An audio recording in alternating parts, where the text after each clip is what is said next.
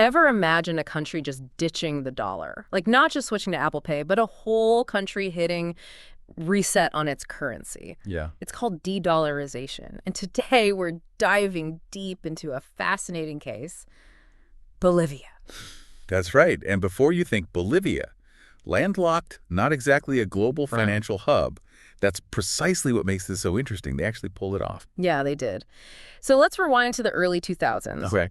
Bolivia is dealing with hyperinflation, political turmoil, and relying heavily on, you guessed it, the U.S. dollar. Right. Sounds familiar. Absolutely. It's a story a lot of countries know all too well. See, using a foreign currency like the U.S. dollar, at first, it seems like a good idea, right? It's familiar, predictable. But the thing is, you've essentially handed over control of your economic destiny. You're letting someone else call the shots. Imagine handing over your financial toolbox. Not ideal, right? Not at all. And that's where this whole idea of Bolivianization enters the picture. Yeah. It's even kind of a catchy phrase, don't you think? It really is. And it was incredibly savvy. Bolivia, under President Evo Morales at the time, they understood that to make de-dollarization work, they needed the public on board. So they reframed this complex economic shift, this whole idea of de-dollarization as Bolivianization, and they really emphasized national pride, this idea of reclaiming their financial independence. Wow. And it resonated really deeply. It became much bigger than just economics. It was about sovereignty. And it worked. Framing it as Bolivianization really resonated. Okay, so how did they actually ditch the dollar? Was it like a magic wand? Poof, no more greenbacks. Not quite. They implemented a series of targeted policy measures. One way was by making it less appealing to hoard dollars. They introduced higher reserve requirements on dollar deposits. Essentially, they made it a bit inconvenient to hold on to them. Like a financial nudge, right? We see you holding on to those dollars. Maybe consider these Bolivianos instead. Exactly. And to sweeten the deal, they incentivized using the national currency. Savings and loan programs in Bolivianos were heavily promoted, making it more attractive for everyday transactions. So it's about shifting incentives and behaviors, but they also tapped into the power of, well, information, right? Absolutely. Public awareness campaigns were launched. Educational programs emphasized the benefits of using Bolivianos. It was a crucial step in building trust and confidence in their own currency. It's like reminding people, this is your currency, let's make it work. But what about inflation? That's a big concern when switching to a new currency. You're right. That's where the Unidad de Fomento de Vivienda, the UFE, comes in. The UFD, you're going to have to break that down for me. Basically, it's a financial instrument indexed to inflation. Imagine your savings increasing at the same rate as inflation, protecting your purchasing power. That's the UFE in a nutshell. So even if prices go up, the value of your savings keeps pace. Smart. Exactly. It addressed a key fear people had about switching from the dollar losing their hard-earned savings to inflation. And then there's the whole Bolivia found natural gas thing. That must have helped, right? It was a game changer. The surge in natural gas revenues around that time was like a financial boost.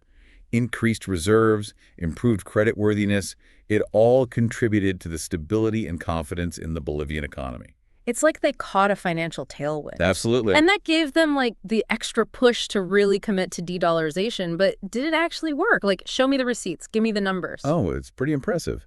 The research shows that Boliviano-denominated bank deposits just skyrocketed by over 600% between 2005 and 2015. And loans, they followed a similar trajectory, demonstrating this massive leap in confidence in the national currency. 600%. That's incredible. That's not just a nudge. That's a whole stampede towards the Boliviano. Yeah, exactly. Yeah. And it wasn't just about keeping money in Bolivianos. You started to see more and more goods and services being priced in the local currency. And even international investors started to take notice. Bolivia's sovereign credit rating, it actually improved, reflecting a more stable and trustworthy economic outlook. So are we talking like a resounding success story then? Well, it's more nuanced than that. While the research really highlights the significant achievements of Bolivianization, it does hint at potential downsides. For example, these rapid shifts in monetary policy, well, they can sometimes lead to market distortions or maybe some unintended consequences. Like some people might have been negatively impacted even if the overall picture looks great. Precisely. It's really crucial to consider the broader social and economic effects. And that's something where the research, it doesn't, delve too deep into those potential downsides. So it's something to keep in mind, to be mindful of when we analyze the long-term impact.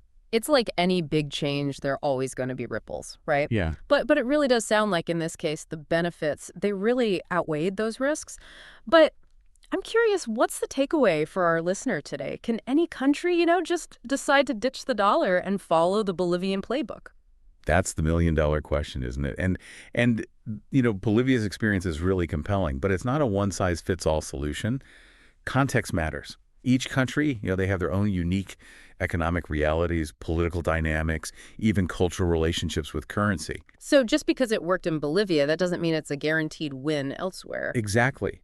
But, their story, it offers valuable insights, really, into the potential of de-dollarization. It underscores the importance of strong political will, those innovative policy tools, and really, really emphasizing public engagement in driving such a significant economic shift. It's a good reminder that sometimes, taking the road less traveled, even when it comes to something as fundamental as currency, it can lead to some surprising and even inspiring outcomes.